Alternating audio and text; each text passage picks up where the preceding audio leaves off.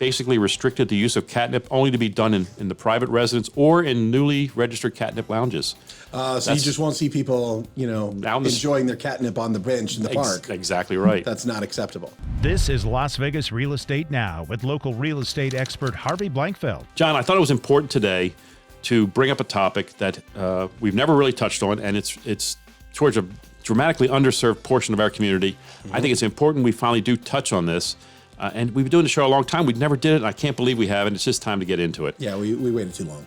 So we got to talk about real estate for pets and talk about the various issues that come up for these pets when they're trying to acquire real estate, when they're trying to sell it or buy it. It's really challenging. So first of all, some of the rules, basic rules, of course, I'm not allowed to discriminate between cats or dogs. I got to keep, I can't do that. That's part of the rules. I'm also not even allowed to discriminate for age, even though they're aging by a factor of 7. It's always funny to me, and I think it's interesting over time. It may change, hopefully, in the future, but bathrooms are never really necessary for these guys. They don't really care too much about the bathrooms. Well, honestly, I've in the deals that I've been involved with, it's not bathrooms, it's outdoor space that matter. Yeah. It's funny, though. Cats prefer carpet, but dogs don't. I never really quite understood that. Certain communities are allowed to restrict litters.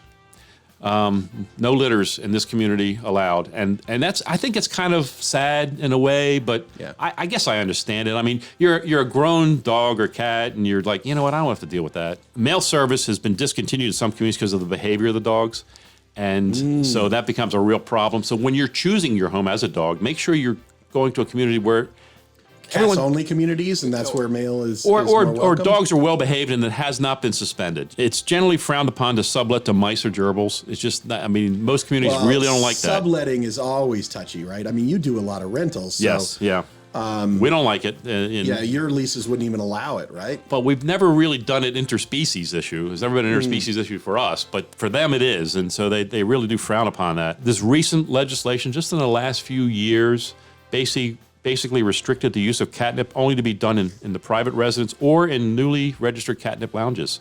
So you just won't see people, enjoying their catnip on the bench in the park. Exactly right. That's not acceptable. Listen, I want to talk about some of the financing issues that you've come across, John. Yeah, there are a number of things in my world. One of the hot buttons that I kind of bump into frequently is citizenship, right? So your German Shepherds and your Chihuahuas, they're foreign nationals, right? And so the financing is much, much tougher to get those.